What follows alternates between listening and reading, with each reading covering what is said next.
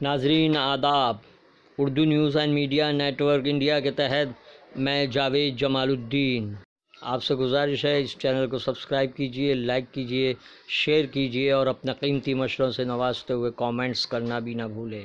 آج بروز بدھ 13 مئی 2020 صبح کے 9 بج چکے ہیں۔ پیش خدمت ہے اردو اخبارات کی جھلکیاں۔ سب سے پہلے ہندوستان اردو ڈیلی۔ 18 مئی کے بعد لاک ڈاؤن 4 شروع ہوگا۔ 20 لاکھ کروڑ روپے کے مالی پیکیج کا اعلان۔ بھارت کے جی ڈی پی کا 10% حصہ۔ مہاراشٹر میں ہوگی شراب کی ہوم ڈیلیوری، ادھو ٹھاکرے کا فیصلہ۔ نرسوں اور طبی عملے کے بغیر اس وبا سے لڑنا ممکن نہیں، ہرش وردھن۔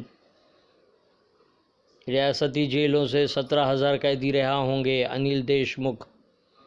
17 مئی سے قبل لاک ڈاؤن سے متعلق لائحہ عمل تیار کیا جائے گا۔ مودی سے نفرت میں خونی سازش رچنے والوں کی گردن تک پہنچے گا قانون کا ہاتھ۔ کیجریوال نے دلی کے عوام سے مشورے مانگے۔ حضرت علی کے فضائل اور خصوصیات۔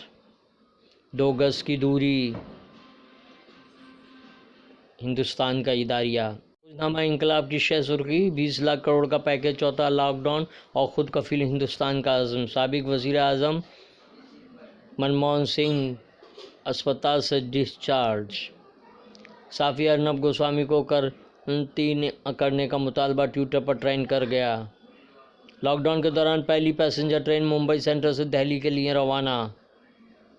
امریکہ نے اب چین پر کورونا وائرس کی ویکسین ہیک کرنے کا الزام لگایا۔ کورونا سے ہلاک ہونے والوں کے مقابلے شفا یاب مریضوں کی تعداد زیادہ۔ صحافی سے تلخ کلامی کے بعد ٹرمپ پریس کانفرنس چھوڑ کر چلے گئے۔ سلطنت منامہ کے مضافات کے ایک بازار میں بچوں کے افطار کے بعد پاپ کارن کھاتے ہوئے دیکھا جا سکتا ہے۔ وبا کے موسم میں بھی سیاست جاری۔ نقطہ نظر میں پرویز حفیظ کا مضمون، کورونا تحقیق اور ٹیکہ، انقلاب کا اداریہ۔ نامہ صحافت، جیل اسٹاف و قیدیوں میں کورونا وائرس سے دہشت۔ ریل مسافروں کو 90 منٹ پہلے پہنچنا ہوگا اسٹیشن، نہیں ملیں گے کمبل اور چادر۔ مہاراشٹر میں کورونا پازیٹیو پولیس اہلکاروں کی تعداد 1,000 کے پار۔ ملک کو کورونا کے بحران میں دھکیل کر مودی سرکار نے ہاتھ اٹھا دیے، سچن ساونت۔ کشمیری چیری فصل تیار، لاک ڈاؤن کے باعث کاشتکار پریشان۔